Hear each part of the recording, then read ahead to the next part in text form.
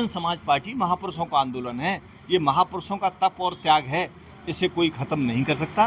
BSP राष्ट्रीय party है और आज एक ऐसा लगता है कि बीएसपी डाउनफॉल हुआ है। इस बार हमारा कोई अच्छा प्रदर्शन नहीं हुआ, लेकिन भविष्य में अच्छा प्रदर्शन होगा। ये डाउनफॉल का श्रेय किसको देना चाहेंगे आप? डाउनफॉल का तो एक माहौल है, कभी कभी एक राजनीतिक एक्सीडेंट इसे कह सकते हैं। अशोक सिंह एडवोकेट। जी सर, क्या पद है आपका? मैं बहुजन समाज पार्टी का मंडल प्रभारी हूँ। जी सर, जैसे कि आपको पता है कि उत्तर प्रदेश में उपचुनाव को लेकर के सरगर्मी तेज हो गई है और इस समय खैर विधानसभा से बीएसपी का क्या रुख रहेगा? अभी पूरे प्रदेश में 10 विधानसभा सीटों पर बाई इलेक्शन होने जा रहा है। जी। बहुजन समाज पार्टी के राष्ट्रीय अध्यक्ष, उत्तर प्रदेश की 4 बार रही लोकप्रिय मुख्यमंत्री आदरणीय बहन कुमारी मायावती जी ने पहले ही घोषणा कर दी है कि Bahujan Samaj party by election लड़ेगी।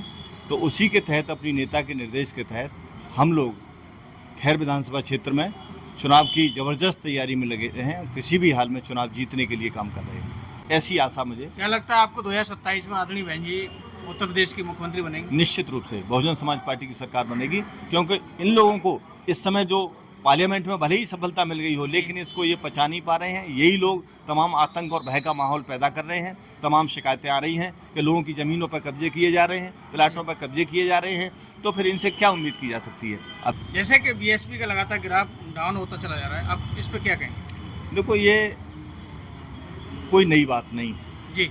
बहुजन समाज पार्टी एक राजनीतिक पार्टी के साथ साथ एक मिशन है उन महापुरुषों का जिन्होंने इस देश में गैर बराबरी की सामाजिक व्यवस्था को खत्म करके और सामाजिक परिवर्तन लाने के लिए काम किया है, समतामूलक समाज बनाने के लिए संघर्ष किया है।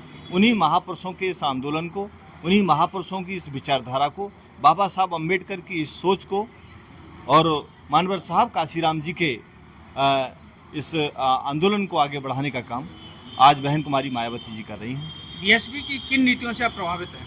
बहुजन समाज पार्टी तो एक सामाजिक परिवर्तन का एक आंदोलन है और बहुजन समाज पार्टी एक सब समाज की बात करती है, सब समाज के लिए काम भी करती है। अभी जैसे उदाहरण के तौर पर आप देखें कि 4 बार उत्तर प्रदेश में मुख्यमंत्री आदरणीय बहन जी रही हैं, तो चारों बार के शासनकाल में आपने देखा होगा कि माननीय बहन जी का निर्णय किसी एक जाति समाज के पक्ष में नहीं रहा है।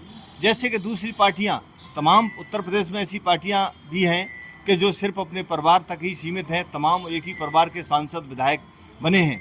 लेकिन जब बहुजन समाज पार्टी की सरकार बनती है तो शेड्यूल कास्ट के लोगों को भी लाभ मिलता है, बैकवर्ड के लोगों को भी लाभ मिलता है, शेड्यूल ट्राइब के लोगों को भी हक मिलता है। तो सामान्य वर्ग के साथ साथ अल्पसंख्यक समुदाय के लोगों को भी राजनीति में पूरी भागीदारी मिलती है। ये उदाहरण के तौर पर आपने देखा होगा कि जैसे बड़ी तादाद में मुस्लिम समाज के भाइयों को भी माननीय बहन जी ने टिकट दिया, एमएलए बन के आए और उन्हें मंत्री बनाने का काम किया। सामान्य वर्ग के लोगों को भी बड़ी तादाद में विधायक बनाया, उन्हें मंत्री बनाने का काम किया। शेड्यूल कास्ट से बहुजन समाज पार्टी में ये नहीं था कि शेड्यूल कास्ट के ही सारे मंत्री बनेंगे। सब समाज के लोगों को बराबर का हक मिलता है। Law and order Uttar Pradesh में रहता है। जब माननीय बहन जी की सरकार बनती है तो भूमाफिया या फिर जितने भी गुंडे मवाली आपराधिक कृत करने वाले लोग हैं, तो वो या तो जेल की सलाखों के पीछे होते हैं या वो प्रदेश को छोड़कर भाग जाते हैं। ऐसा माननीय बहन जी का शासनकाल आपने देखा होगा कि आज़ादी से लेकर अब तक तमाम बार कांग्रेस की सरकारें रहीं, भाजपा की सरकार रहीं, समाजवादी पार्टी के लोगों ने भी सरकार चलाई। उत्तर प्रदेश में 11 विश्वविद्यालय थे और 11 विश्वविद्यालयों से बढ़ाकर माननीय बहन जी ने 6 विश्वविद्यालय बनाने का काम किया। शिक्षा के क्षेत्र में ऐतिहासिक काम, हर गांव में स्कूल खोला गया, हर तहसील में डिग्री कॉलेज खोला गया, हर जनपद में पॉलिटेक्निकल कॉलेज खोला गया। अर्थात शिक्षा को इतना महत्व देने का काम आज जो बड़ी तादाद में जो एजुकेशन उत्तर प्रदेश हब बना है, इसका श्रेय अगर किसी को जाता है तो आदरणीय बहन जी को जाता है। अभी लोग कहते सुने हैं कि बिजली अब तो 14 घंटे 15-16 घंटे बिजली आ रही है, तो ये भी आपके संज्ञान में ला दूं तो वर्तमान में सरकार है, तो वर्तमान के जो मुख्यमंत्री जी हैं उन्होंने कोई बिजली का कारखाना तो खोला नहीं। मतलब सिर्फ एक ही है कि इस देश में जो भाजपा और कांग्रेस पार्टियां हैं हमेशा ये चाहती है कि बीएसपी डाउन कैसे हो।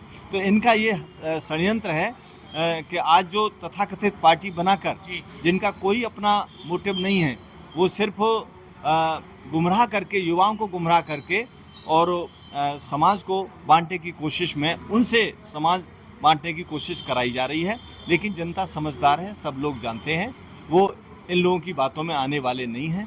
इस बीएसपी के इतने बड़े इतिहास में आज तक ऐसी बहुत सारी कोशिश की गई, लेकिन किसी की भी कोई कोशिश कामयाब नहीं होने वाली है। चूँकि बहुत बार ऐसा होता है कि हमने, जैसे मानी बहन जी मुख्यमंत्री बनी 3 बार, भारतीय जनता पार्टी के सहयोग से मुख्यमंत्री बनी, जी सहयोग से मुख्यमंत्री तो बनी, लेकिन भारतीय जनता पार्टी ने जब जब ये दबाव बनाने की कोशिश की कि आप हमारे साथ चुनाव में गठबंधन कर लो, तो मानी बहन जी ने कहा कि बहुजन समाज पार्टी के अपने उसूल हैं और महापुरुषों का आंदोलन है, उनके विचारों से समझौता नहीं किया जा सकता। और 3 बार मुख्यमंत्री के पद से इस्तीफा देकर ये साबित कर दिया कि हम लोग अपने आइडियोलॉजी से, अपनी विचारधारा से, महापुरुषों के इस आंदोलन से समझौता नहीं कर सकते हैं। वर्तमान सरकार की कार्यशैली के बारे में आपका क्या वर्तमान सरकार के बारे में सभी जानते हैं, लॉ एंड ऑर्डर तो है नहीं।